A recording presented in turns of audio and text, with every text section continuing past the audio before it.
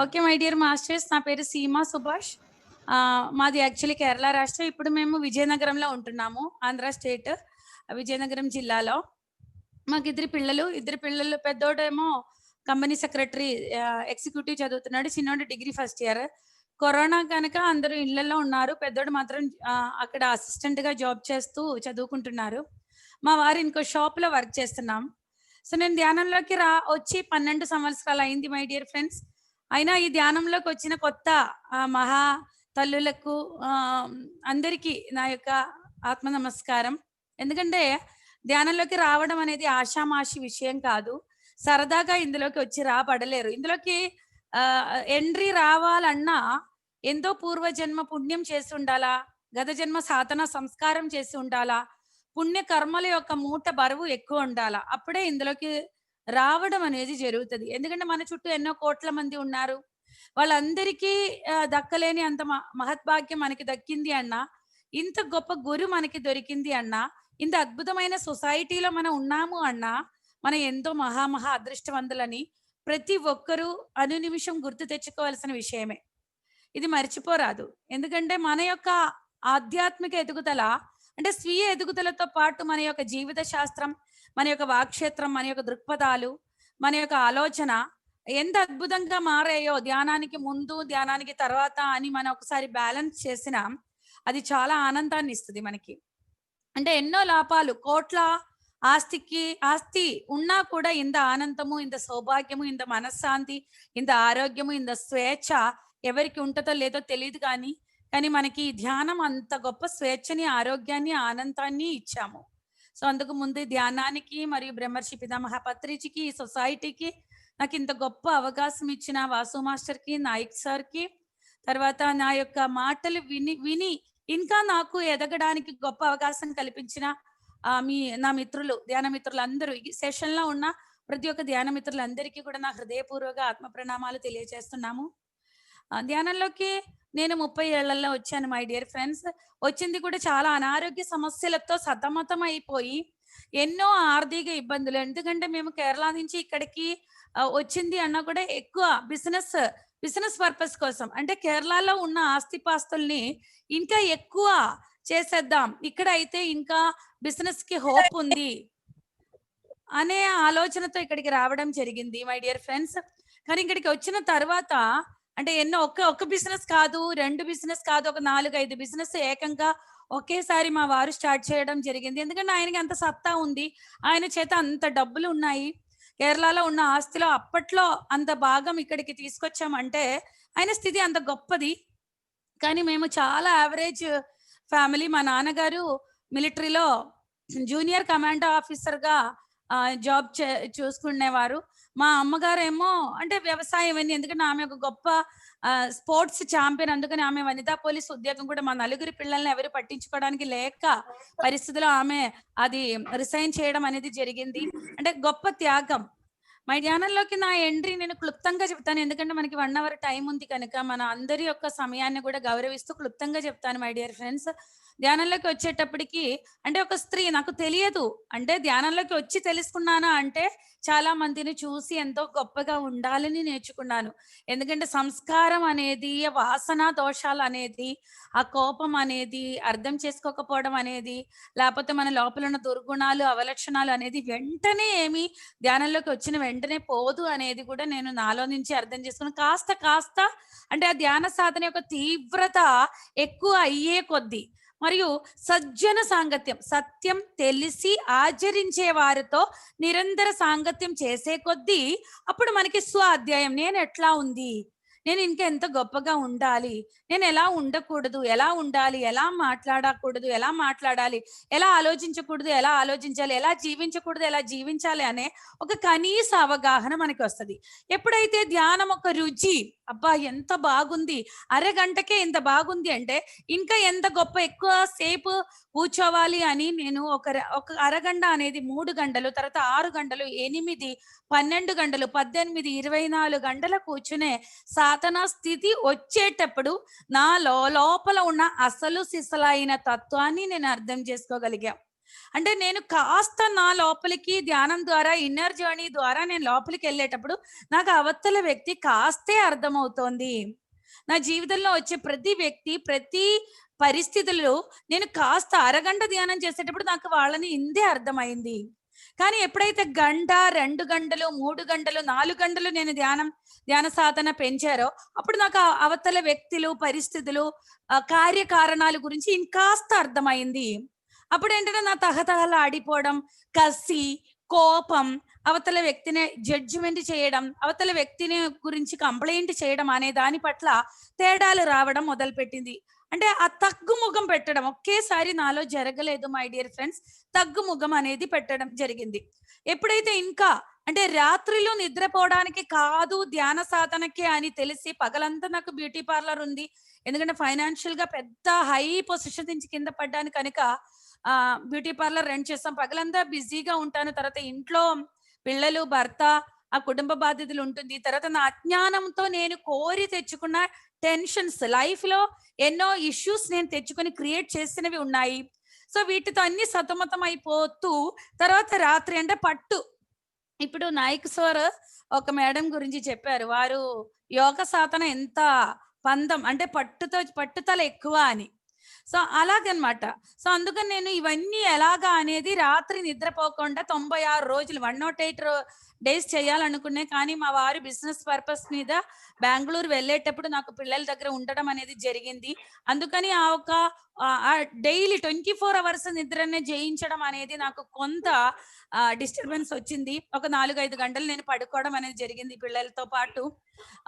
అంటే కొంత డివియేషన్ అనేది జరిగింది నాకు. కానీ 96 రోజుల నిద్రనే జయించేటప్పుడు నేను ఎర్లీ మార్నింగ్ అంటే పగలంతా పని చేసుకొని మా ఇంట్లో మాకు అద్దిల్లు. ఎందుకంటే మా కోట్ల ఆస్తి పోయాయి అని సారీ అని క్షమించాలి. మేము ఎన్నో జన్మలుగా ఎంతో మంది సొమ్ము నమ్మక ద్రోహంతో వారిని నమ్మించి మోసం చేసి తిన్నారు కనుక అది అంత వడ్డీ సహా ఇవ్వడం జరిగిన తర్వాత, అప్పు తీర్చుకున్న తర్వాత బిజినెస్ పరంగా ఎన్నో ఆర్థిక సమస్యలు, అన్ని business, hotel palace, cinema hall, finance, customs notified shop, water plant మొత్తం టోటల్ మా చేతిలో నుంచి వెళ్ళిపోయిన దాకా, సొంత హౌస్ కూడా వెళ్ళిపోయిన తర్వాత అప్పుడు మేము ఈ ధ్యానంలోకి రావడం అనేది జరిగింది.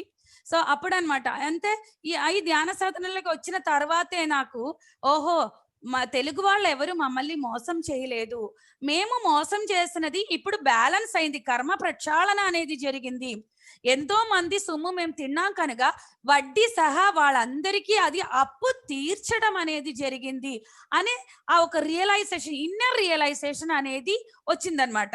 సో ఇది వస్తూ ఉండే తరుణంలోనే అంటే మాకు ఓన్ హౌస్ లేదు, అద్దింట్లో, ఈవెన్ ఆల్సో ఇప్పుడు కూడా మేము అద్దింట్లో ఉంటున్నాం, అద్భుతంగా ఉంటున్నాం. సో అప్పుడు చాలా దూరంలో ఒక పిరమిడ్ ఉంది, ఇక్కడ నుంచి 3.5 కిలోమీటర్. సో అక్కడికి నేను 6:30కి పిల్లలకి భోజనం పెట్టి మా వారు వచ్చే ముందు అంటే అప్పుడు అత్తయ్య ఉన్నారు, ఇక్కడ అత్తయ్యని తీసుకొచ్చి ఉన్నాము. సో అంటే మా వారికి ఫోన్ చేసి చెప్పి నేను వెళ్ళిపోయేది. అక్కడి నుంచి 4:30 అంటే కాకి కాకి నేల మీద దిగక ముందు నేను ఇల్లు చేరాలి, నా బాధ్యతను తీర్చుకోవాలి అని నేను అక్కడ 4:15 ఆ టైంలో వచ్చేటప్పుడు భారీ వాన అన్నమాట. సో భారీ వానలో నేను బైక్ తోలుతూ వస్తున్నప్పుడు అప్పుడు ఒక పెద్ద సౌండ్ అంటే నాకు వినిపించింది. ఫస్ట్ అంటే చాలా ఎక్స్పీరియన్స్ ఉంది, ఇది ఇప్పుడు చెప్పాలని గుర్తొచ్చింది మై డియర్ ఫ్రెండ్స్. అప్పుడు నిన్ను మేము ముద్దు పెట్టుకోవచ్చా అని అడిగారు. అప్పుడు ఎవరు నన్ను అంటే ఆ చీకటిగా ఉంది, ఎవరు నన్ను ముద్దు పెట్టుకుంటా అన్నాను. నేను చాలా ఫాస్ట్ గా వస్తుంది, మొగం మీదే చినుకులు బాగా పడుతుంది, అంటే కళ్ళు కూడా సరిగా కనిపించట్లే, అంత గట్టిగా నిన్ను మేము ముద్దు పెట్టుకోవచ్చా అంటే నాకు చాలా హడ్డలెత్తిపోయాను. నేను వెంటనే స్లో చేసేటప్పుడు నువ్వు భయపడకు, మేము చినుకులు అని చెప్పారు. అప్పుడు నాకు ఇంకా అంటే తెలియదు వాటితో ఎలా మాట్లాడాలా అనేది. అప్పుడు చెప్పారు, నీ చుట్టుపక్కన ఒక్కసారి కళ్ళు అంటే బండి కాస్త ఆపి నీ చుట్టుపక్కన ఒక్కసారి గమనించు అని చెప్పారు. గమనించేటప్పుడు చిమ్మ చీకటిగా ఉంది, చూడు ప్రతి ఒక్కరూ సుఖంగా నిద్రపోతున్నాయి, కానీ నీవు ఏం చేస్తున్నావో తెలుసా, నీవు పగలంతా నీ పనులు బాధ్యత చూసుకొని రాత్రి అంతా నీ లోపల చెత్త కడుక్కోవడం కోసం, నిన్ను నీవు ఉద్ధరించుకోవడం కోసం పాటలు పడి ఎంతో అద్భుతమైన సాధన చేస్తూ నీకు నీ లోపల ఉన్న అసలు సిసలైన అస్తిత్వానికి నువ్వు దగ్గర అవుతున్నాము, నువ్వు ఎంతో ఈ సృష్టి యొక్క ముద్దు బిడ్డవి అని చెప్తూ నాకు అలా చుంచుంచని మనం అని ముద్దు పెడతారు కదా, అలా మొత్తం ముద్దు పెట్టడం అనేది జరిగింది. మై డియర్ మాస్టర్స్, నాకు అదన్నీ ఇప్పుడు గుర్తొచ్చినా కూడా చాలా అద్భుతంగా ఉంది. గుండెల్లో నుంచి అలాగా ఆనంద కన్నీరిది. ఓకే. సో అలాగ కొన్ని అంటే అప్పుడు నాకు అది కంప్లీట్ అర్థం అవ్వలే, కానీ ధ్యాన సాధన ఇంకా లోతు లోతు అయ్యేటప్పుడు ప్రతి సృష్టి నాకు ఎంత సహాయాలు చేశారో, నా కోసం ఎన్ని సమయాల్లో దిగి వచ్చిందో అనేది అర్థమైంది. ఇప్పుడు కూడా మై డియర్ మాస్టర్స్, ఏది కూడా అంటే బ్యూటీ పార్లర్ కూడా కరోనా వచ్చిన తర్వాత అదొక గొప్ప అవకాశం. ఎందుకంటే బ్యూటీ పార్లర్ కూడా నాకు వర్క్ చేసేటప్పుడు కొన్ని ఫ్రీక్వెన్సీ ఇష్యూస్, ఆ ఫ్రీక్వెన్సీ కొన్ని సూట్ అవ్వక మెల్లిగా దాని మీద ఉన్న ఇంట్రెస్ట్, అంటే 18 ఇయర్స్ నుంచి నేను పార్లర్ రన్ చేస్తున్నాము, దాని మీద ఇంట్రెస్ట్ పోయింది. ఎందుకంటే సంతృప్తి వచ్చిందనమాట.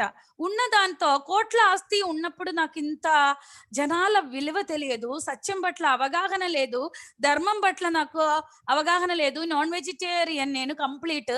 నా తిండిని బట్టి నా బుద్ధి ఉంటుంది, నా యొక్క మాట తీరు ఉండేది, నా యొక్క సంస్కారం అలాంటిది. కేరళ రాష్ట్రం అంటే అందరికీ తెలుసు, వాళ్ళు చాలా గొప్ప విద్యావంతులని, కానీ వాళ్ళకి పుట్టకుట్టు కోసం ఉన్న విద్య తప్ప ఆధ్యాత్మిక సాధన మరియు ఆత్మ విద్య అనేది వాళ్ళకి తెలియదు. సో అలాంటి చోట నుంచి వచ్చిన నాలాంటి వ్యక్తి ఎంతో మూర్ఖత్వంగా కొట్టుకుపోయేటప్పుడు నన్ను ఆపడం అనేది నాకు మామూలు దెబ్బ కాదు. తీవ్ర స్థాయిలో అద్భుతమైన స్థితిలో ఉండేటప్పుడు కూడా ఒక స్త్రీ అహంకారంతో విర్రవీగేటప్పుడు ఆ స్త్రీని నేలకేసి కొట్టవలసిన బాధ్యత ప్రకృతి తీసుకుంది. సో ప్రకృతి అంటే ఆ సృష్టి తీసుకుంది. అందుకే చూడండి, వాస్తు దోషాలు కాదు, వాసన దోషాలే అంటారు. ఒక స్త్రీ ఇంట్లో ప్రతి దానికి పేచీలు పెట్టితే, ప్రతి దానికి కోపంతో విర్రవీగితే, భర్త యొక్క తల్లిదండ్రులను దూరం చేసి పిల్లలతో ఎప్పుడు కూడా పిల్లలను కూడా పట్టించుకునే స్థితి లేకుండా, ఎప్పుడు కూడా ప్రదర్శింపబడ్డానికని లేకపోతే భౌతికమైన కోరికలతో కొట్టుకుపోయేటప్పుడు ఆ స్త్రీ కార్యకారణం అనే ఆ ట్రాక్ లో గొప్ప స్థితిలో ఆధ్యాత్మిక ఉన్నతి కోసం వచ్చిన ఆ ఒక దారి వారు మర్చిపోయేటప్పుడు ప్రతి స్త్రీకి జరిగేదే సీమా సుభాష్కి కూడా జరిగింది. కానీ నాకు అది తట్టుకునే స్థితి, అంటే జ్ఞానం లేకపోవడం వల్ల తట్టుకోలేకపోయాను. సో అందుకే 3 సార్లు ఆ బిజినెస్లు అన్ని లాస్ అయ్యేటప్పుడు 3 సార్లు నేను ఆత్మహత్య యత్నం చేశాను. మూడోసారి తీవ్రమైన అంటే సివియర్ హాస్పిటలైజ్డ్ అయ్యాను. ఆ టైంలోనే అంటే అయినా కూడా నాలో మార్పు ఏమీ లేదు. ఎందుకంటే నా చూపు ఎప్పుడు కూడా అవతల వ్యక్తి జీవితంలో ఉంటాం. నాకెందుకు ఇలా జరిగింది, నాకు ఇంత కష్టాలు రావడానికి నేనేం కారణం, నేను ఎవరికి ఏం చేశాను? సో నాకు బుద్ధి లేదు కదా. సో ఆ టైంలోనే నేను నా తల అంతా గుండు చేయడం అనేది జరిగింది. ఆ ఒక విపరీతమైన ఒత్తిడి, ఇంట్లో ఉన్న ప్రాబ్లమ్స్ కి నేను 6.5 సంవత్సరాలు బట్టి అప్పటికే సైకియాట్రిక్ ట్రీట్మెంట్ లో ఉన్నాను. ఈ సంఘటన ఎప్పుడైతే మూడోసారి ఆత్మహత్య యత్నం జరిగిందో అప్పుడు ఈ డాక్టర్ ఇంకా సరిపోలేదు అని నన్ను అంటే వైజాగ్ తీసుకువెళ్ళడం జరిగింది. అప్పుడు చెప్పారు వారు, ఈమె ఖచ్చితంగా నటన కాదు, ఈమె ఖచ్చితంగా చనిపోతారు, ఎందుకంటే ఆమెలో ఆ టెండెన్సీ ఎక్కువ ఉంది అని చెప్పి నాకు తలకి బ్రెస్ట్ కి షాక్ ట్రీట్మెంట్ ఇవ్వడం అనేది జరిగింది. కానీ అవన్నీ సినిమాలో చూసిన అలవాటు నాకు, కానీ నిజ జీవితంలో నాకే అది వచ్చేటప్పుడు అది తట్టుకోలేకపోయాను. టేబుల్ పైన చాలా పెద్ద ఎత్తులో నేను ఎగిరి పడడం అయ్యేటప్పుడు నాకు బ్రెస్ట్ కి పెట్టాను. సో అలా కొంచెం నేను అంటే నాకు బోధం అనేది నాకు వినిపిస్తుంది, కానీ నేను కళ్ళు తెరవలేను, మాట్లాడలేను. అంటే చాలా ఏం జరుగుతుందో తెలియట్లే, కానీ కాస్త బోధం అయితే నాకుంది. సో అలా నేను 11 రోజులు చీకటి గదిలో గడిపాను. ఎందుకంటే లైట్ వేసినా నేను గోల పెడతాను, సౌండ్ విన్నా గోల పెట్టేది. అందుకని నాకంటూ నన్ను అలాగా ఒక చీకటి బ్రతుకు అనేది నా జీవితంలో సృష్టింపబడ్డారు. అంటే అహంకారపూరితమైన ఒక స్త్రీ ప్రాపంచిక మరణం అనేది 30 ఏళ్లలో నాకు సంభవించింది. ఆ తర్వాత నాకు అంటే నా యొక్క ఫ్రెండ్, ఆమె నా కస్టమర్ అప్పుడు బ్యూటీ పార్లర్ లో, ఆమె ద్వారా నేను ధ్యానంలోకి రావడం అనేది జరిగింది. అలా నాకు 31వ ఏట నాకు ఈ యొక్క ఆధ్యాత్మిక జన్మ తీసుకోవడం అనేది జరిగింది. సో అప్పుడు నాకు ధ్యాన సాధన నేను చెప్పాను కదా, చాలా అంటే నాలో ఉన్న లోపాలన్నీ నాకు అర్థమైంది. ఎందుకంటే నేను కేవలం ఇంట్లో కూర్చొని ధ్యానమే కాదు, అప్పుడు నాకు తెలుగు రాదు. అయినా సరే ఎవరెవరి క్లాసులు చెప్తారా, ఎక్కడెక్కడ విందామా అని చిన్న పిల్లల్ని ఇద్దరిని ఏరుకొని పరిగెట్టే వాళ్ళం నేను. ఎందుకంటే ఇంట్లో ఉంటే మా వారి షాప్కి వెళ్ళాలి, ఆయన అప్పటికే మా బిజినెస్ అన్ని లాస్ అయిపోయి మా వారు ఇంకో షాప్ లో సాలరీకి వర్క్ చేయడం స్టార్ట్ చేస్తారు. వారు ఉదయం వెళ్తే రాత్రి వస్తారు. నా పిల్లల్ని ఎవరు చూస్తారు? అత్తయ్య అప్పుడప్పుడు వచ్చి ఒక నెల 2 నెలలు ఉంటారు. కానీ ఆత్మజ్ఞానం లేకపోవడం వల్ల ఆ 2 నెలలు కూడా నేను ఆవిడనే మానసికంగా టార్చర్ పెట్టే బాధకి ఆమె రావడం కూడా మానేశారు. ధ్యానంలోకి వచ్చి నాలో మార్పు ఎప్పుడైందని ధ్యానంలోకి వచ్చిన తర్వాత నేను ప్రతి చోటకి వెళ్ళి ప్రతి ఒక్కరూ స్త్రీ గురించి, జీవిత శాస్త్రం గురించి చెప్పేటప్పుడు లోపల సిగ్గు తెచ్చుకోవడం అనేది నాకు అలవాటు చేసుకున్నాను నేను. అంటే అవి వినేటప్పుడు మళ్ళా వాళ్ళు అట్లా చెప్తారు, అందుకు నేను వెళ్ళను అని కాదు. ఇంకేం చెప్పించుకోవాలి, ఇంకేం వినాలి, అంటే నన్ను నేను ఇంకెంత గొప్పగా చూసుకోవాలి అని వాళ్ళు చెప్పేటప్పుడు నా లోతుల్లో నాకు చాలా సిగ్గు అనిపించేది, చాలా బాధ అనిపించేది. అయినా సరే నేను ఒక్క క్లాస్ కూడా మిస్ అవ్వలేదు. అలా నాకు తెలుగు ఎవరు ఏం మాట్లాడినా అద్భుతమైన అవగాహన రావడం అనేది జరిగింది. సో అప్పుడు ధ్యానంలోకి వచ్చి అప్పటికే నేను 1 మంత్ లోనే థైరాయిడ్ 3 డేస్ లో థైరాయిడ్ తగ్గించుకున్నాను, ఐ ప్రాబ్లం తగ్గించుకున్నాను. తర్వాత ఒబేసిటీ అనేది చాలా లావుగా ఉండేది. అంటే అది థైరాయిడ్ వలన వచ్చినది. సో ఒక థైరాయిడ్ వలన వచ్చిన లావు తగ్గించుకున్నాను, బ్యాక్ బోన్ పెయిన్ తగ్గించుకున్నాను. సో ఇవన్నీ అయిపోయి తెలుగు చాలా కొంత చిన్నగా మాట్లాడే ఆ టైంలో నేను AIDS project doctor GK sir ద్వారా చేస్తున్న ఆ టైంలో నాకు భీమవరం 2010 మార్చిలో భీమవరంలోకి పిలువబడింది. రాజ్యలక్ష్మి మేడం పత్రి సార్ వస్తున్నారు అని. అక్కడ ధ్యాన మహిళా అవార్డు పత్రిజీ ఇవ్వడం జరిగింది. ఆ స్టేజ్ మీద నుండే కేరళ రాష్ట్రంలో ధ్యాన ప్రచారం చేస్తాను అంటే పత్రిజీ చెప్పారు, మీలాంటి వాళ్ళ కోసమే ప్రపంచం అంతా తిరుగుతున్నారు అని. సో వారు ఆ సమయంలో అంటే ఎంతో గొప్ప అనుభూతులు ఉంది నాకు పత్రి సార్తో. ఎందుకంటే అంతమంది ముందు వారు తల మీదే చేయి పెడితే కానీ మీరు నన్ను ఆశీర్వదించాలి మేడం అంటే నాకు అర్థం కాలే. ఇప్పుడు నాకు అర్థం అవుతుంది. అప్పుడు నాకు అన్ని అహంకారాలు తొలగించుకొని ఈ ఆధ్యాత్మికతలోకి వస్తే ఇది పెద్ద ఆధ్యాత్మిక ముసుగు కొంతమందికి. సో అప్పుడు నాకు అది ఒక ఆధ్యాత్మిక అహంకారం, అన్ని అహంకారాలతో పిచ్చి కుక్కలా వేటాడబడింది ఆల్రెడీ సీమ అప్పటికి. కానీ ఇందులోకి వచ్చిన తర్వాత సార్ యొక్క ప్రేమ, సార్ యొక్క కేర్, ఎంతో మందిలైనా మనతో మాట్లాడడం, ఎక్కడెక్కడికి వెళ్ళినా మేడం మీరు గుర్తొచ్చారని కాల్ చేయడం, ఎప్పుడు విజయనగరం వచ్చినా విశాఖపట్నం వచ్చినా ఇంకెక్కడెక్కడ నుంచి ఎక్కడ కనిపించినా అక్కడ మాట్లాడించడం అంటే ఆధ్యాత్మిక అహంకారం నాకు వచ్చింది. కానీ అది మనకి కనిపించదు. కానీ అదంతా సారు ప్రేమ గుడ్డిది, కర్తవ్యం గొప్పది అని. ఇప్పుడు మొన్ననే నేను పిరమిడ్ సేవాదళ్ళలో సేవాయజ్ఞ 41 days డిజిటల్ సేవాయజ్ఞంలో ఆ ఒక్క సబ్జెక్టే చెప్పాను. సో ఆ సబ్జెక్ట్ నా కోసం సార్ చెప్పడం జరిగింది. సో అప్పుడు నేను కేరళ రాష్ట్రంలోకి వెళ్ళి ధ్యాన ప్రచారం అనేది స్టార్ట్ చేశాము. ఫస్ట్ ఆ ఒక ధ్యాన ప్రచారం అంటే నన్ను నేను ఉద్ధరించుకోవడం కోసం నేను చేసిన సేవ అనేది స్పిరిచువల్ రియాలిటీ మలయాళంలోకి ట్రాన్స్లేట్ చేశాను. ఫ్రెండ్స్ యొక్క సహాయ సహకరణతో 3700 సీడీలు ఫ్రీగా పంచిపెట్టడం జరిగింది. అప్పుడు పత్రి సార్ ఒక్కళ్ళున్నా నేను కేరళ వస్తానని చెప్పడం, కేరళ వెళ్ళాను. కేరళ వెళ్ళి నేను జీకే సార్ వాళ్ళ అక్క కలిసి ధ్యాన ప్రచారం చేశాను. చేసిన తర్వాత పత్రి సార్ వచ్చి క్లాస్ పెట్టిన ఆ రోజు అంటే ఇంట్లో తమ్ముడు పక్కా మార్క్సిస్ట్, కమ్యూనిస్ట్. సో అందుకని వాడు చాలా పెద్ద గొడవలు చేయడం, మరుసటి రోజు నన్ను పత్రిజీని ఆ ఇంట్లో నుంచి పంపించడం అనేది జరిగింది. ఈ రోజు దాకా ఇంట్లోకి నాకు ప్రవేశనం లేదు. తల్లిదండ్రులు బ్రతికినున్నంత కాలం మాకు అంటే అక్కడ ఎన్ని ఇల్లులు ఉన్నా మేము అద్దెలకి ఇవ్వరనమాట, అది అలా వదిలేస్తాం. సో అలాగా పాత పెంకిడి హౌస్ ఉంది మేము పుట్టిల్లు, అక్కడికి మా తల్లిదండ్రులు మాకు సపోర్ట్ చేసిన కారణంగా వారిని కూడా బయటికి పంపించారు బ్రదర్. సో ఆ ఇంటికి వెనక గేట్ లో నుంచి సంవత్సరానికి 2వ 3వ రోజు వెళ్ళి బయటికి నవ్వు కానీ మాటల సౌండ్ కానీ రాకుండా ఉండడానికి నా తమ్ముడు నాకు అవకాశం ఇచ్చింది. కానీ వాడి మీద నాకు ఏ కోపము లేదు. ఏ జన్మలో నేను చేసేదే కదా నేను పొందుతున్నాను. ఏ జన్మలో వారి యొక్క ఆధ్యాత్మిక ఎదుగుదలకి నేను ఘోరమైన ఇబ్బందులు కలిగించే ఉంటారు.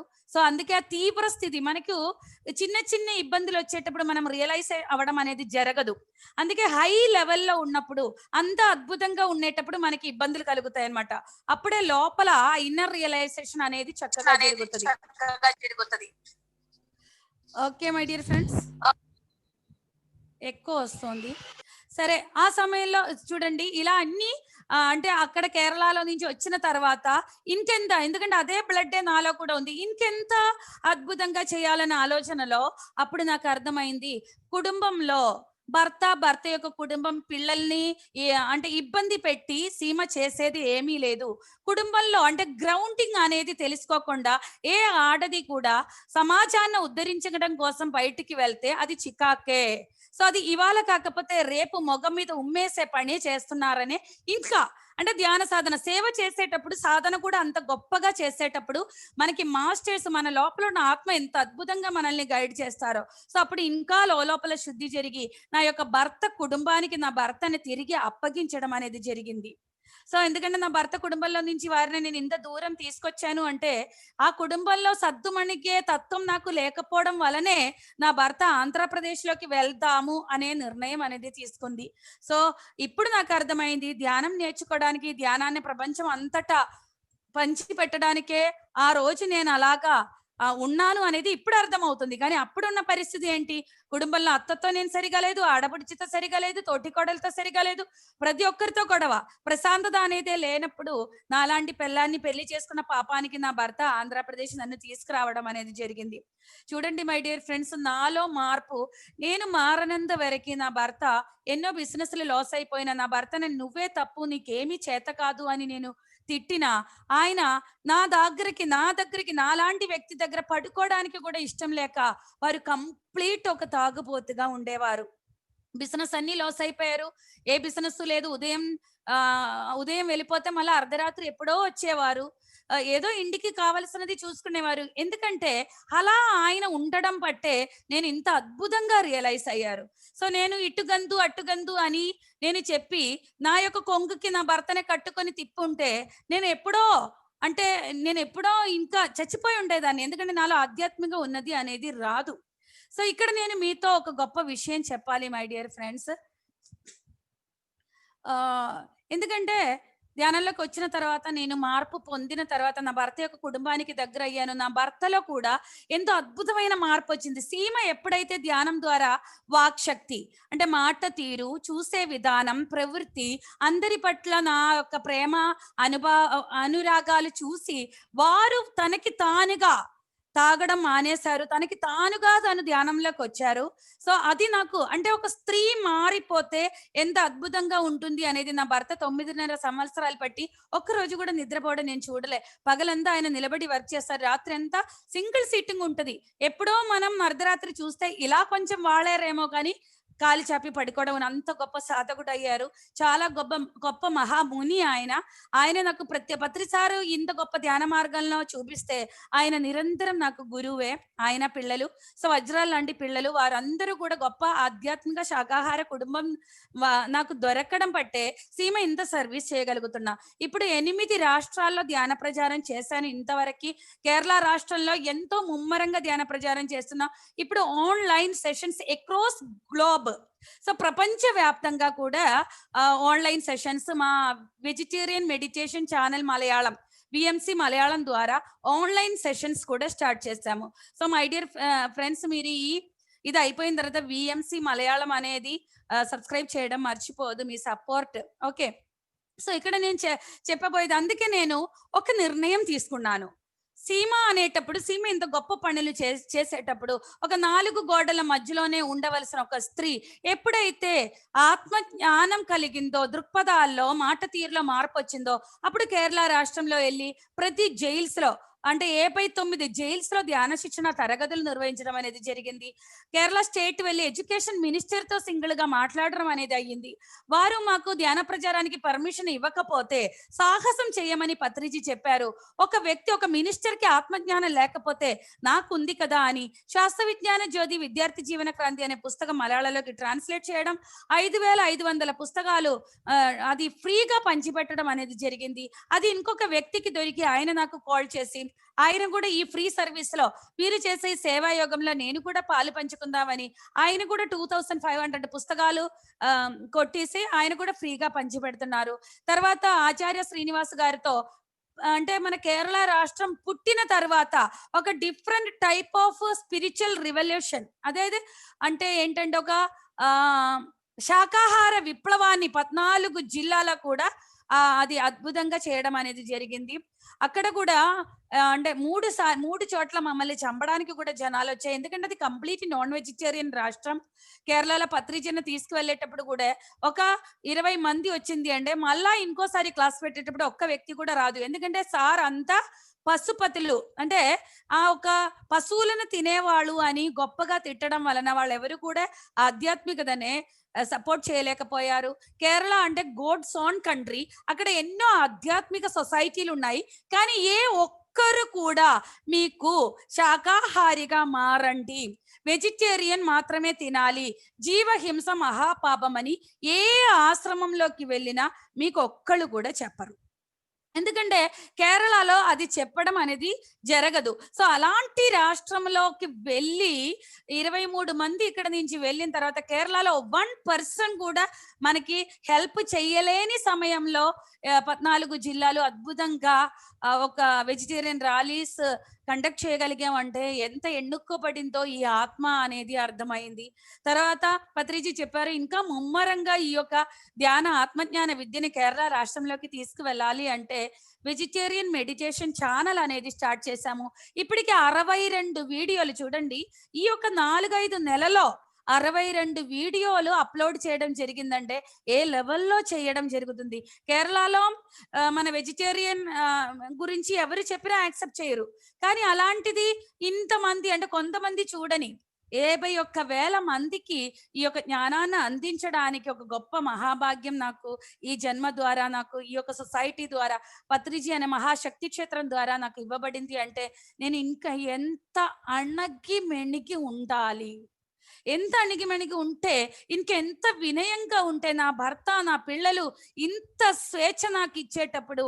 ఇప్పుడు పార్లర్ కూడా కరోనా కదా, పార్లర్ కూడా క్లోజ్ చేసాం. ఎందుకంటే నాకు అంత వర్క్ ఉంటుంది. మలయాళంలోకి ఎంత గొప్పగా ట్రాన్స్లేట్ చేయాలి, మలయాళంలో అది పరిభాష చేసి అది అందరికీ అందించాలి. తర్వాత ప్రతి ఒక్కరిని అంగీకరించే తత్వం ద్వారా నా యొక్క స్వీయ ఎదుగుదల గొప్పగా ఉంటుందని అర్థమయ్యి ఎక్కడెక్కడ మలయాళీ మెడిటేటర్స్ ఉంటుంది అని కనుక్కొని వాళ్ళందరికీ ఫోన్ చేసి లైవ్ సెషన్స్ కూడా స్టార్ట్ చేశాం.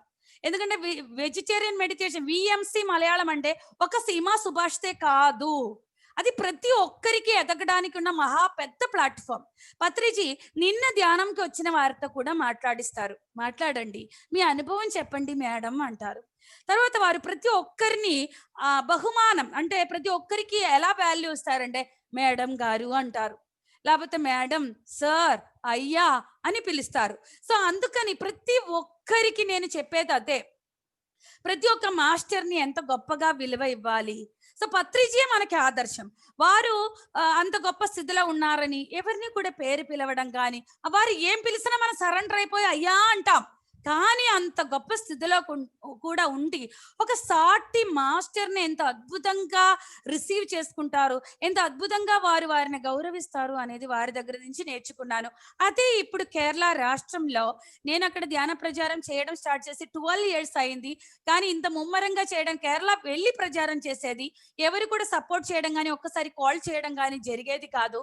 కేరళ వెళ్ళి వెజిటేరియన్ మెడిటేషన్ వెజిటేరియన్ ర్యాలీలు చేసేటప్పుడు ఒక పూట భోజనం మాకు పెట్టమని, ఎందుకంటే మా దగ్గర డబ్బులు లేవు, అంతంత డబ్బులు ఎక్కడ ఉంది, ఒక పూట మాకు అకామిడేషన్ ఇవ్వాలన్నా కూడా మాకు తెలిసిన వాళ్ళందరూ ఫోన్ స్విచ్ ఆఫ్ చేశారు.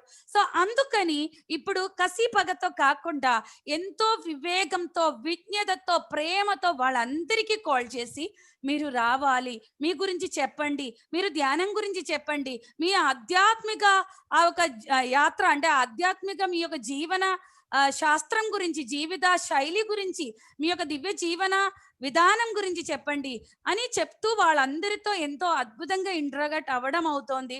కానీ నాకు అంటే నేను ప్రతి నిమిషం నేను చెక్ చేయడం అనేది జరుగుతుంది. నా మాట కొంచెం హార్ష్గా ఉందా, నా లోపల భావాల్లో ఎక్కడైనా తేడా ఉంటుందా అని ప్రతి నిమిషం నన్ను నేను చెక్ చేయడం అనేది అద్భుతంగా ఆ స్థితి వచ్చింది నాకు.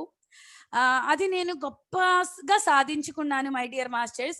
అందుకే నేను ఇంకా ఏం చేయాలి అంటే, సో నా యొక్క స్పిరిచువల్ సైన్స్ అనేది మలయాళ భాషలో అద్భుతంగా తీసుకువెళ్తున్నా. సో అందులో నేను ఎస్పెషలీ గొప్పగా స్పెషలైజ్ చేసే ఒక శాస్త్రం.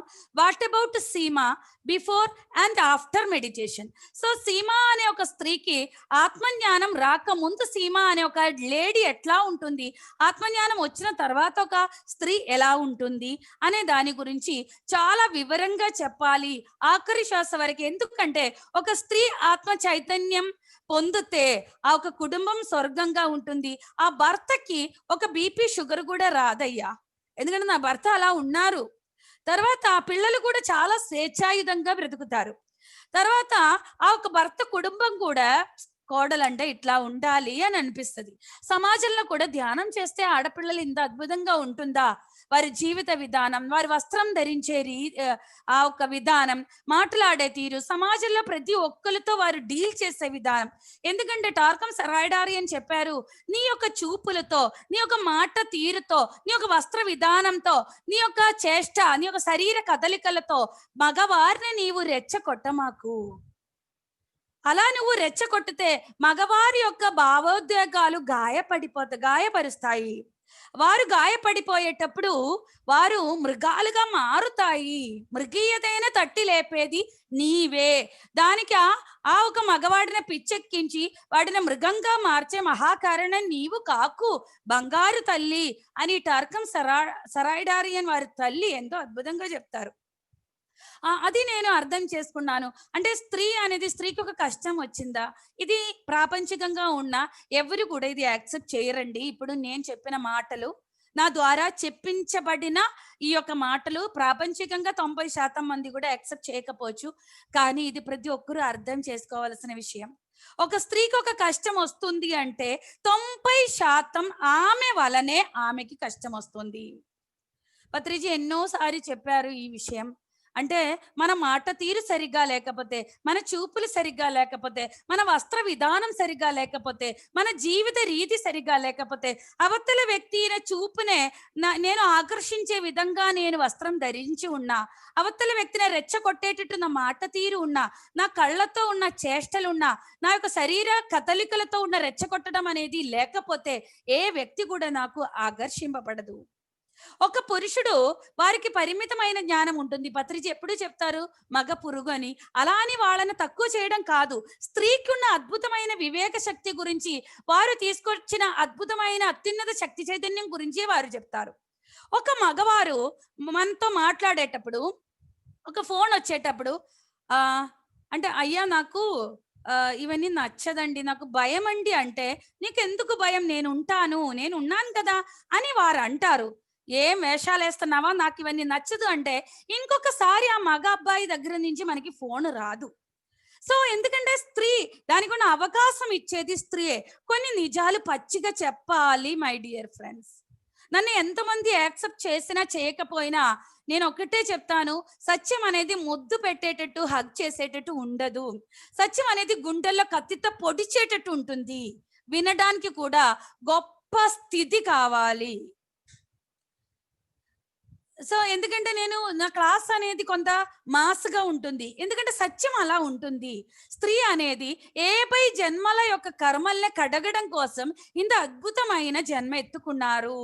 కానీ ఆ సత్యం తెలియక ఎలా పడితే వాళ్ళు బ్రతుకుతూ ఉంటారు. చాలా మంది ఇవాళ ఇంతమంది అనాథాశ్రమాలు వచ్చింది అన్నా, లేకపోతే కుటుంబంలో ఎంతో మంది తల్లిదండ్రులు స్వేచ్ఛ లేకుండా, మాట స్వేచ్ఛ లేదు, వాళ్ళకి ఆకలేసేటప్పుడు తినే స్వేచ్ఛ లేదు, వాళ్ళకి ఎక్కడికైనా వెళ్ళాలన్నా స్వేచ్ఛ లేదు.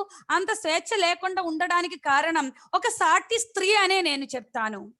ఒక పురుషుడికి పెళ్లి అయిపోయిన తర్వాత ఆ యొక్క తనను కన్న తల్లిదండ్రి పట్ల ఎలాంటి ప్రేమ అనురాగం, వారు చేసిన త్యాగము, ఇంత ప్రయోజకుడుగా చేయడానికి ఆ తల్లిదండ్రులు పడిన పాటలు, ఇవన్నీ ఆ కొడుకు మర్చిపోయాడు అంటే ఆ ఒక్క మగపిల్ల వారికి జరిగేది పెళ్ళా లేదా యాక్సిడెంటా? నాకు అర్థం కాదు.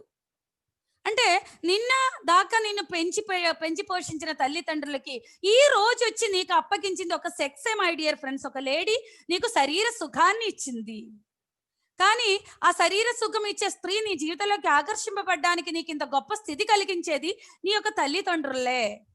సో కార్యకారణ సిద్ధాంతం, కర్మ సిద్ధాంతం గురించి మనకి అన్ని తెలిసిన ఎవరైతే జ్ఞానాగ్ని దగ్ధ కర్మాణం, ఎవరైతే జ్ఞానాన్ని మనం వినే జ్ఞానాన్ని మనస వాచ కర్మణ నిజ జీవితంలో ఆచరించేటప్పుడు వెంటనే మనకి కర్మ ప్రక్షాళన అనేది వస్తుంది.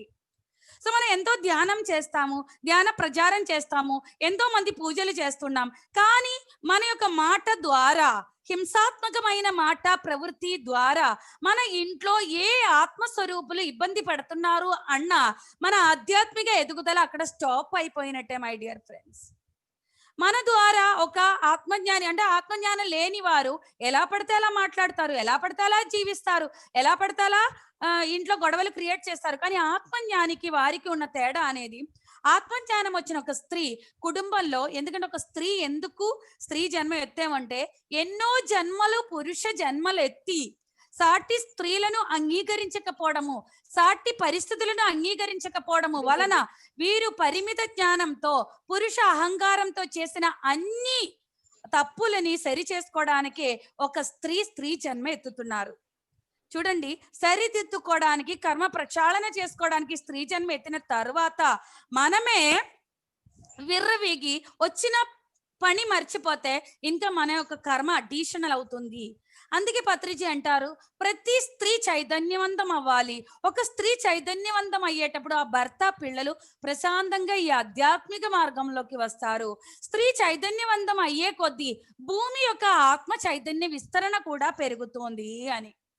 సో నేను ప్రతి ఒక్క తల్లిదండ్రులకి నేను చెప్పిన విన్నపం ఏంటంటే, ఒక ఆడపిల్ల పెళ్లి చేసుకో ముందు, లేకపోతే ఒక మగ పిల్లవాడు ఒక ఆడబిడ్డని పెళ్లి చేసుకొని ఇంటికి తెచ్చే ముందు తల్లి తండ్రికి ఒక పెద్ద బాధ్యత ఉంది. అంటే ఇప్పుడు ఆ బాధ్యత ఏంటి అంటే, ఆ పెళ్లి చేసుకుని తర్వాత నేను మర్చిపోయిన, నాకు గుర్తు తెప్పించండి మై డియర్ మాస్టర్స్. పెళ్లి చేయక ముందు ఒక బిడ్డను కానీ ఒక జీవిత శాస్త్రాన్ని కూడా తల్లిదండ్రులు చెప్పాలి. చాలా పెద్ద బాధ్యత ఉంది ఇది. ఈ బాధ్యత ఇంకెవరో ఎక్కడో టార్కం సరాయిడారి అని చెప్పారు. అప్పట్లో దీనికంటూ ఒక విద్యాలయం ఉండేది అని. ఈ యొక్క సెక్స్ ఎడ్యుకేషన్, ఎలా ఒక స్త్రీతో వ్యవహరించాలి, ఒక పెళ్లి చేసుకుని ఒక భర్తగా ఎలా ఉండాలి, తండ్రిగా ఎలా ఉండాలి, తల్లిగా ఎలా ఉండాలి, భార్యగా ఎలా ఉండాలి, ఒక కోడలుగా ఎలా ఉండాలి అనే ఎన్నో విధి విధాలు అప్పుడు నేర్పించేవారు. కానీ ఇప్పుడు అలా కాదు. నాకు నచ్చినట్టే నేను పెరుగుతాను, నాకు నచ్చిన చదువు నేను చదివేటప్పుడు తల్లిదండ్రులు నాకు ఎంతో దానికి అనుకూలిస్తారు. తర్వాత అక్కడికి వెళ్ళిన తర్వాత మాయాలో ఏం చేసినా, అంటే మన తిండి యొక్క ప్రభావం అవ్వచ్చు, మీడియా ప్రభావం అవ్వచ్చు, మనకి ఎలా నచ్చితే అలా ఉంటున్నాం. సో ఆడపిల్లలు అందరూ నా పిల్లలే, కానీ అంటే మనం ఎవరికో ఏదో జరిగేటప్పుడు మనకి అందరికి బాధ ఉంటుంది. కానీ ఇక్కడ కార్యకారణ సిద్ధాంతాన్ని మనం గుర్తించుకోవాలి. మనం చేసినదే మనం పొందుతున్నాము. అందుకే పత్రిజీ అంటారు, పూర్వజన్మ కృతం పాపం వ్యాధి రూపేణ బాధ రూపేణ సమస్యల రూపేణ పీఠతే. ఏమని? మనం చేసినదే మనం పొందుతున్నాము. ఎలాగా? రేపు చేసేవాళ్ళు రేపు చెయ్యబడతారు అని. సో ఈ సత్యం నేను చెప్పకపోతే చాలా మంది అపోహలో ఉండిపోతారు. సో అందుకే ఇదంతా కొంత యాక్సెప్టెన్సీ ఉండకపోవచ్చు, కానీ అర్థం చేసుకోండి మై డియర్ ఫ్రెండ్స్. పూర్వం అంటే గత జన్మను బట్టి వర్తమాన జన్మ, దీన్ని బట్టి భవిష్యత్తు, గతాన్ని బట్టి వర్తమానాన్ని బట్టి భవిష్యత్తు. రేపు మనం చేసేటప్పుడు అంటే డెత్ ఆఫ్టర్ రియలైజేషన్, అంటే మన ఈ శరీరం ఉన్నప్పుడు మనకి అహంకారం నేను నాది అనేది ఉంటుంది. చనిపోయిన తర్వాత మనకి విశ్రాంతి భవనంలో అద్భుతంగా మనకి రెస్ట్ ఇస్తుంది.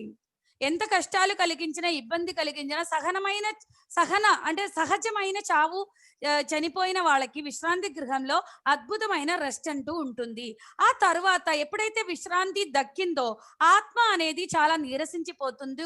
అంటే మనకి తెలియదు, మనం భూలోకంలో పడుకుంటే హ్యాపీగా నిద్రలేస్తాం, పనులు చేసుకుంటాం. కానీ పుట్టినప్పటి నుంచి చనిపోయిన దాకా మనం ఎన్నో సాహసాలు చేసాం, ఎన్నో పనులు చేసాం. ఆ ఒక విశ్రాంతి అనేది ఆత్మకి కావాలనే విశ్రాంతి గృహంలో మనకి పడుకోబెడతారు.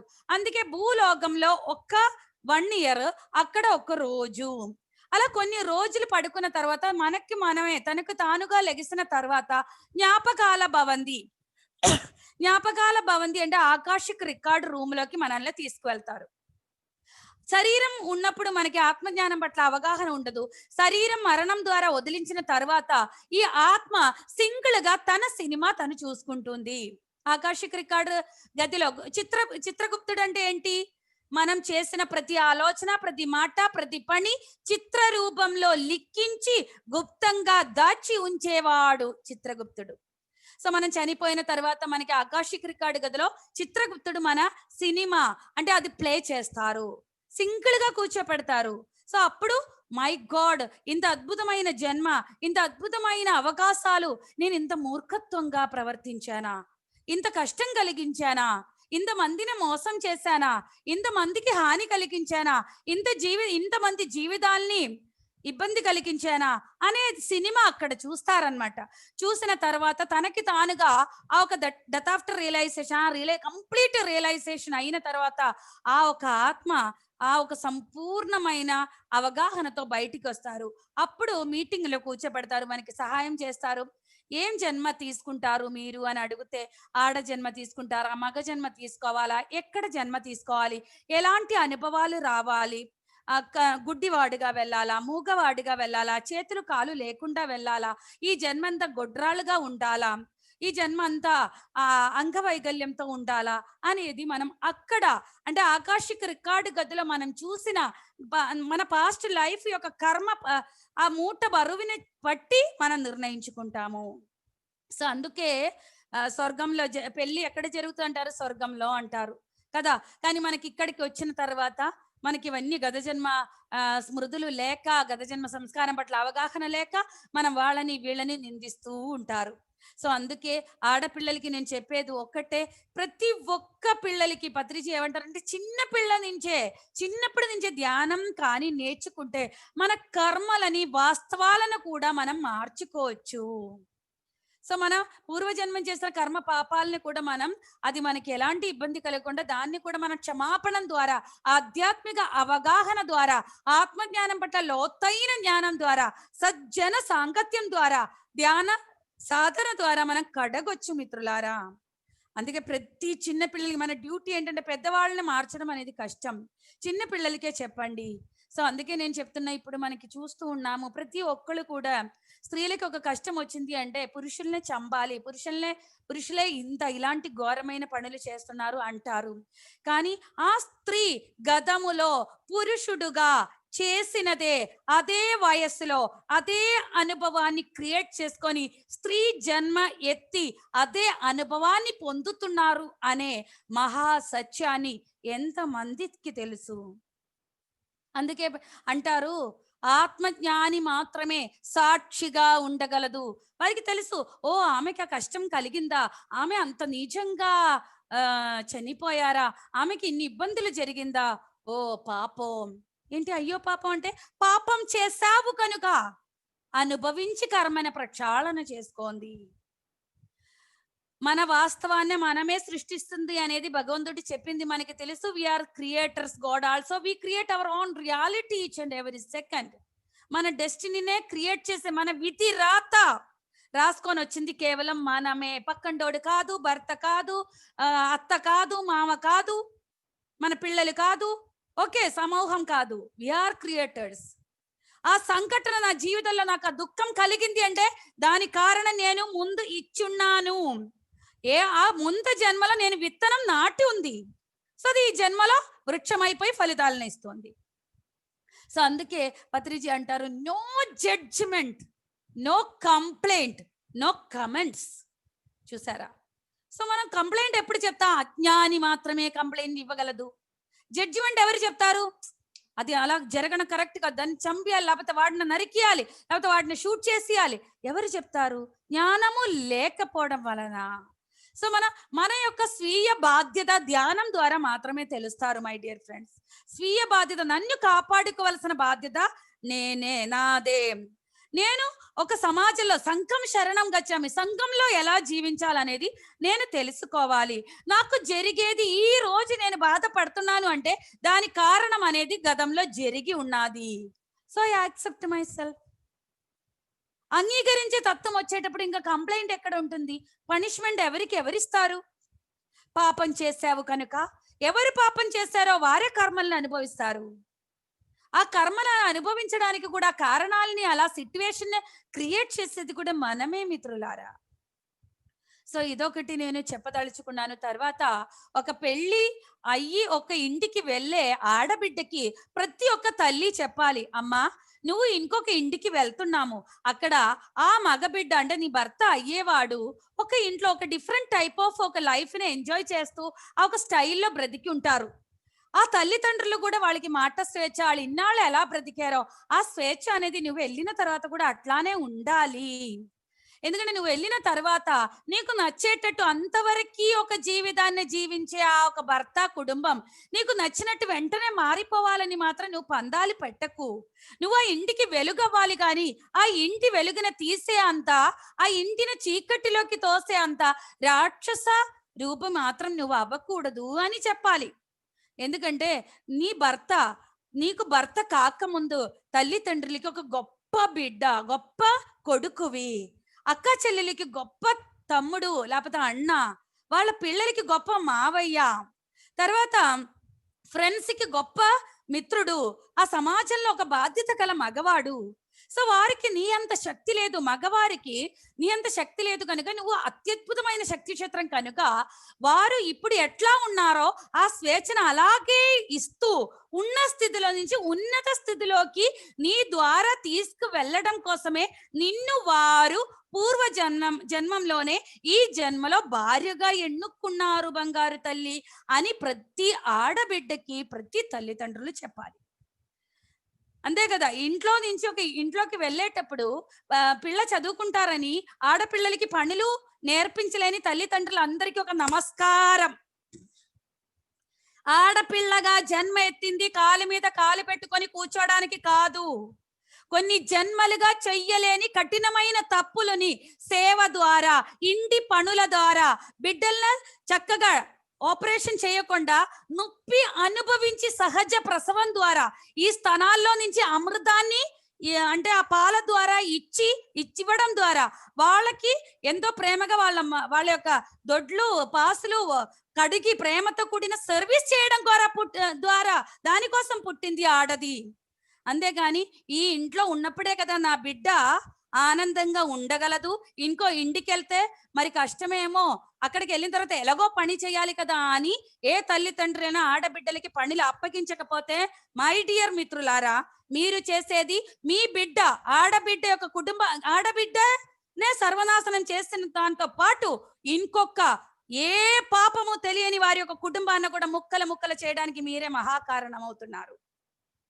ఒక ఆడబిడ్డ పెళ్లి ముందే తన వంట నేర్చుకోవాలి, తన బట్టలు తన ఉతకడం నేర్చుకోవాలి, ఇల్లు సర్దడం నేర్చుకోవాలి, వచ్చే వాళ్ళతో ప్రేమగా పలకరించడం, వారిని కూర్చోపెట్టడం నేర్చుకోవాలి. ఎందుకని ఈ రోజు కాకపోతే ఇంకో రోజు ఒక ఇంటిని నడిపే అటు 7 తరాల్ని ఇటు 7 తరాల్ని ఒక సాటి మీద అద్భుతమైన ఆత్మజ్ఞానంగా మార్చే స్థితి అర్హత ఆమెకి మాత్రమే కలిగి ఉంది కనుక ఆమె బాధ్యత అది.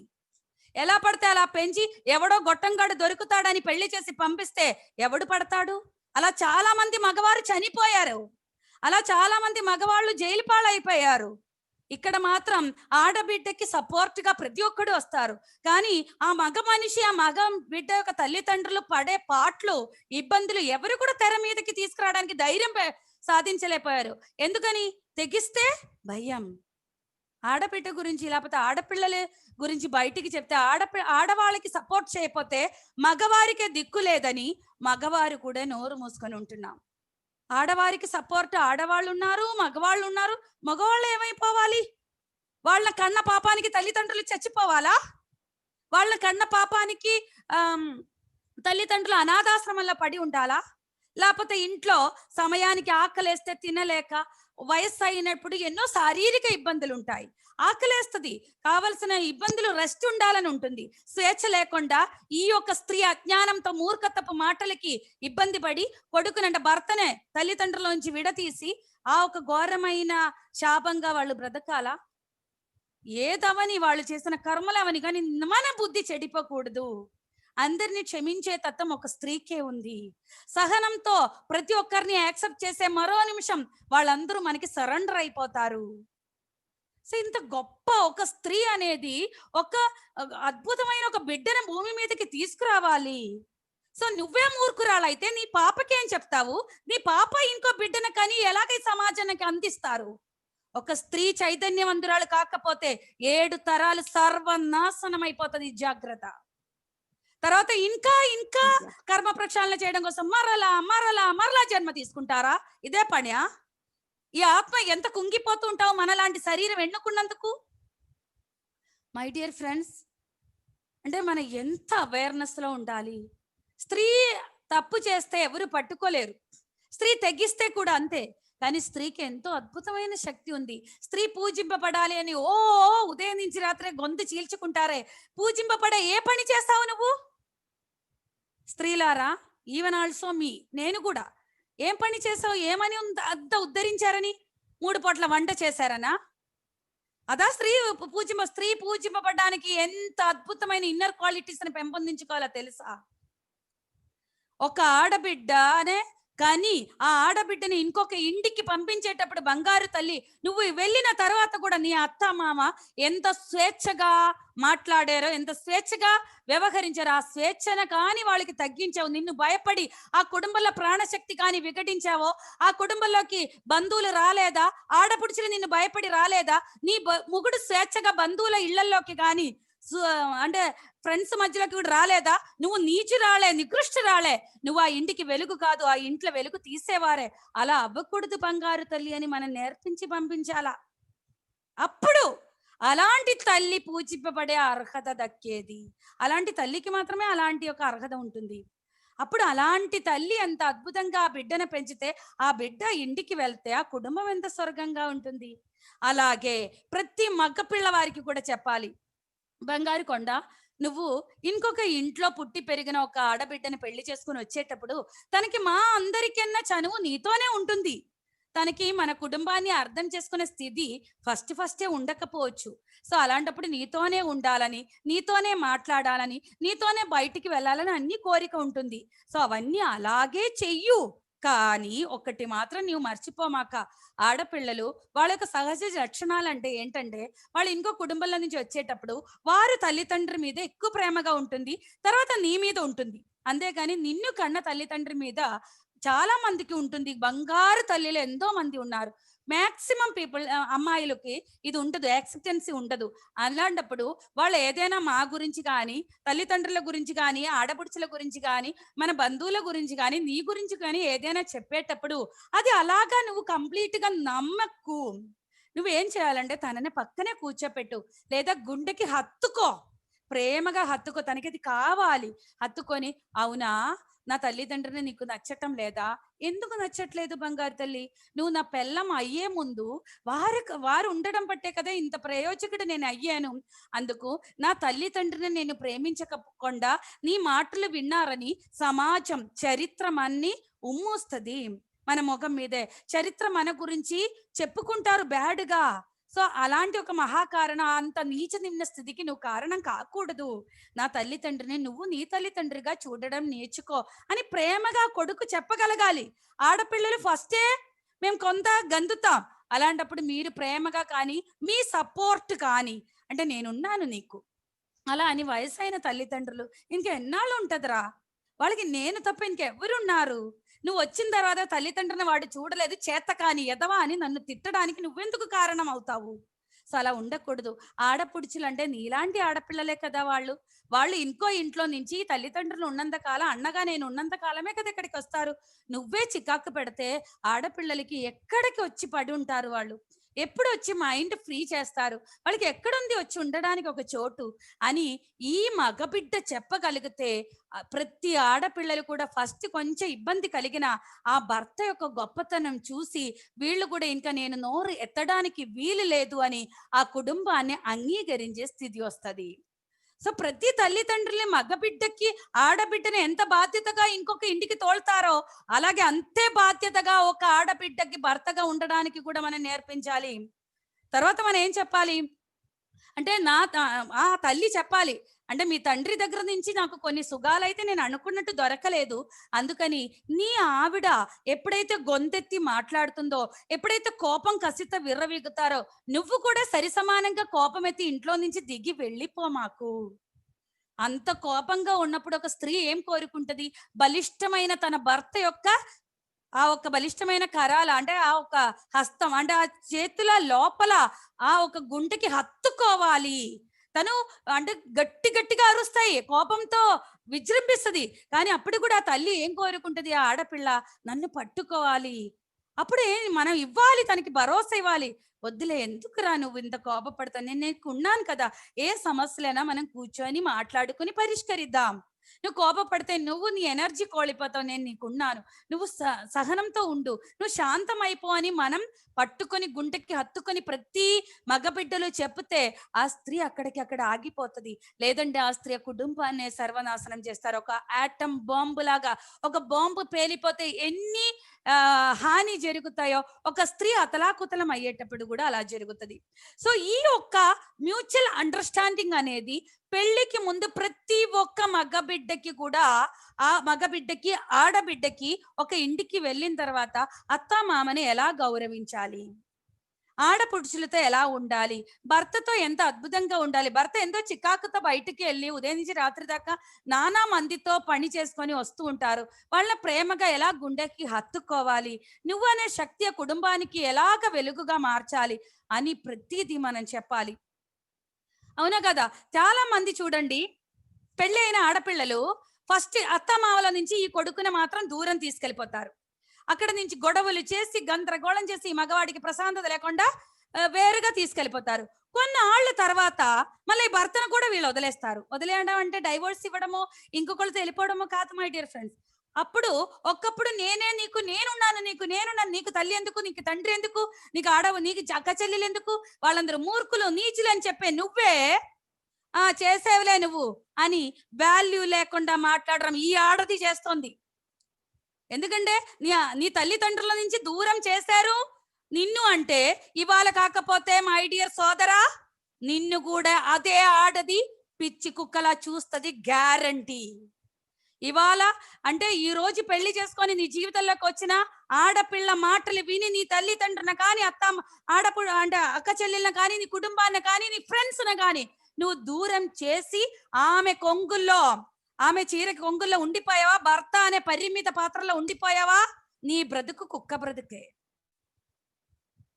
ఎందుకంటే తర్వాత ముందు ఆమె శక్తితో, ఆమె అజ్ఞానంతో, ఆమె కుసంస్కారంతో నిన్ను కూడా ఒంటరివాడుగా చేస్తారు సమాజంలో, జాగ్రత్త.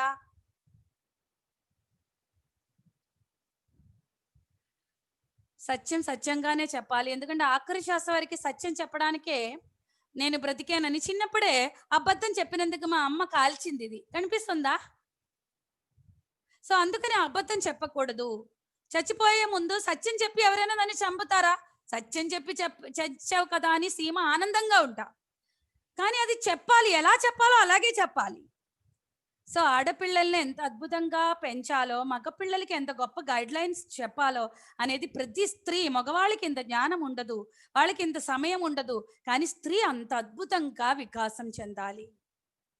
పెళ్లి అయిపోయిన తర్వాత కూడా చాలా మంది ఒక బిడ్డని చూడండి, సెక్స్ అనే కలయికలో ఒక్కప్పుడు చూడండి, ఇప్పుడంటే మొబైల్ ఫోన్స్ వచ్చింది, పెళ్లికి ముందు ప్రతిరోజు కలుస్తాము, ముద్దు పెడతారు, మాట్లాడతారు, అంటే అక్కడ ఒక నూతన చైతన్యం అనేది ఉండదు. ఒకప్పుడు పెళ్లి చూడండి, ఆ పెళ్లి చూపులకి వచ్చేటప్పుడు ఆ మగవారిని చూస్తారు, ఆ చూసిన అంతే, మళ్ళీ ఇంకా వారిని ఎప్పుడు చూస్తారో తెలియదు, వారితో మాట్లాడడం కుదరదు. అప్పుడు తర్వాత మళ్ళా ఎప్పుడు పెళ్లి అయిపోతారో, పెళ్లి అయిపోయిన తర్వాత ఆ గదిలోకి వచ్చిన తర్వాతే వారిని చూస్తారు. ఆ చూసి వారు ఇలా టచ్ చేసిన మరో నిమిషం ఎలా ఏమవుతారు మనం అంటే, అక్కడ మనసు లేదు, శరీరం లేదు, అక్కడ లయం అయిపోతారు. ఎందుకంటే ఆ ఫస్ట్ పెళ్లి చూపుకి వచ్చినప్పుడు మా వారు ఎట్లా ఉన్నారో అని చూస్తారు. తర్వాత పెళ్లి అయిపోయిన తర్వాత మా వారికి సమర్పించే సమయం వచ్చేటప్పుడు ఒక టచ్ లో నుంచి, మనలా హగ్ లో నుంచి, ఇక్కడ ఒక ముద్దులో నుంచి మన ఏమో ఐస్ లాగా కరిగిపోతారు. ఆత్మ చైతన్యంతో ఆ సెక్స్ కలయికలో ఈ యొక్క అత్యున్నత చైతన్యం అనేది అత్యున్నత లోకాలకి చేరేటప్పుడు అత్యున్నత ఆత్మలు మన గర్భాన్ని స్వీకరిస్తారు అనే అద్భుతమైన జ్ఞానం కొన్ని వందల పుస్తకాల్లో రాసి ఉంది మై డియర్ ఫ్రెండ్స్. మనం పెళ్లి అయ్యే ఆడపిల్లలకి, మగ పిల్లలకి కూడా ఇవి చెప్పాలి, ఎంత అద్భుతంగా ఉండాలి. తర్వాత పిల్లలు పుడితే చాలే అని అనుకోకూడదు. ఎందుకంటే ఒకప్పుడు చూడండి ఆ కలయిక అనే ఒక స్వర్గంలో నుంచి ఆ ఎనర్జీ తరంగ శక్తి అద్భుతమైన బిడ్డల్ని భూమి మీదకి తీసుకొచ్చేవారు. ఇప్పుడు ఇప్పుడు మనం ఎంజాయ్ చేద్దాం, తర్వాత పిల్లల్ని కనేద్దాం అనే ఒక ప్లానింగ్ లో చాలా మంది ఉంటారు కనుక మొద్దుబారితనం అనేది వాళ్ళల్లో వస్తోంది. సో బిడ్డల కోసం కలయికలో బంగారు తల్లులు అంటే దేవతలు దిగి భూమి మీదకి వచ్చి మన మంచం చుట్టూ ఉంటారు. సెక్స్ కలయిక ద్వారా ప్రొడ్యూస్ అయిన బంగారు ఎనర్జీని బంగారు పాత్రలో తీసుకొని నూతన లోకాల సృష్టికి తీసుకువెళ్తారు. అంత అద్భుతమైన జ్ఞానం, భక్తితో కూడిన ఒక మహాకార్యం అనేది సెక్స్. తర్వాత ఒక బిడ్డ మన మన గర్భాన్ని రిసీవ్ అంటే మన గర్భాన్ని ఆ ఒక సోల్ తీసుకున్న తర్వాత ఆ స్త్రీ అంటే ఆ అమ్మ కాబోయే తల్లి కాబోయే ఆ స్త్రీ, ఆ అమ్మ, ఆ ఆడబిడ్డ మాటలు అంటే నాన్ వెజ్ తిన్నా, నెగటివ్ మాట్లాడినా, లేకపోతే తన భర్త అంటే ఈ బిడ్డ భూమి మీదకి రావడానికి కారణమైన తన భర్త యొక్క తల్లిదండ్రుల గురించి నీచంగా మాట్లాడిన ఆ బిడ్డ లోపల ఉండడానికి ఇష్టపడదు. ఎందుకంటే ఆ ఆడపిల్ల మాట్లాడిన మాట తీరికి, నెగటివ్ వైబ్రేషన్ కి చాలా మంది సోల్స్ తిరిగి వచ్చిన ఆత్మలోకాలకి తిరిగి వెళ్ళడం అనేది జరుగుతుంది. That is called abortion. మనం అనుకుంటే అబార్షన్ అంటే ఇంకేదేదో కారణాలు చెప్తారు doctors. No my dear friends, ఆ సోల్ మన గర్భాన్ని ఎన్నుకున్నానన్నా తర్వాత గర్భంలో ఉండడానికి అన్ని పరిస్థితులు అంటే నేను అంటే ఒక బెంగళూరులో ఒక ఆమెకి నేను కౌన్సిలింగ్ చేశాం. ఇది చిన్నగా చెప్తాను. ఎందుకంటే 9 సారి పెళ్లి అయిపోయిన తర్వాత ఆమె కన్సీవ్ అయింది, ప్రెగ్నెంట్ అయింది. తర్వాత 9 సారి కూడా అబార్ట్ అయిపోయింది. సో అప్పుడు నా గురించి ఎవరో చెప్తే నాకు కాల్ చేశారు. కాల్ చేసి మాట్లాడేటప్పుడు ఆమె ద్వారా అంటే ఆ వ్యక్తి ఆ తండ్రి అంటే ఈ బిడ్డ యొక్క తండ్రి గురించి, తండ్రి యొక్క భర్త అంటే తల్లిదండ్రుల గురించి ఈ భార్య చెప్పిన మాటల యొక్క ఫ్రీక్వెన్సీకి ఆ బిడ్డ ఆ సోల్ ఈ గర్భపాత్రలో ఉండలేక ఆ బేబీ ఏం చెప్పానంటే ధ్యానంలోకి వచ్చి, నేను ఇప్పుడున్న పరిస్థితిలో కానీ నా తల్లి కేవలం ధ్యానం చేస్తున్నారు, శాకాహారిగా మారింది అనే ఒకే ఒక కారణంతో ఆమె గర్భాన్ని నేను ఎన్నుకున్నాను, కానీ నేను ఉండలేకపోతున్నాను. ఎందుకంటే ఆమె చెప్పిన మాట తీవ్రత చూసేటప్పుడే ఆమెకి బిడ్డగా నేను పుట్టింది అంటే నా ఆధ్యాత్మిక ఎదుగుదల కంప్లీట్ ఆగిపోతాయి. ఆమె పరిమిత జ్ఞానంతో, ఆమె అహంకారంతో విర్రవీగే మాటలతో, ఆమె ఇంట్లో చేసిన కుట్రలతో, ఆమె చేసిన హార్డ్ మాటలు పనుల తీరుతో నాకు ఏం ఆత్మజ్ఞానం నేర్పిస్తుంది ఆమె. సో ఇంత నా తల్లి అవ్వబోయే ఆమె ఆధ్యాత్మికంగా ఎదగలేదు కనుక నేను ఇప్పుడు కానీ జన్మ తీసుకుంటే నా యొక్క లైఫ్ పర్పస్, లైఫ్ డిజైన్ అనేది కంప్లీట్ గా నేను మర్చిపోతారు, నన్ను మర్చిపోయేటట్టు ఆమె చేస్తారు. నాకు భయంగా ఉంది, ఆమె ఎప్పుడైతే ఎదుగుతారని నేను ఎదురు చూస్తాను అని చెప్పి తనకి తానుగా తను వెళ్ళిపోవడం అనేది అదే అబార్షన్ అనేది ఆ సోల్ నాకు చెప్పడం జరిగింది.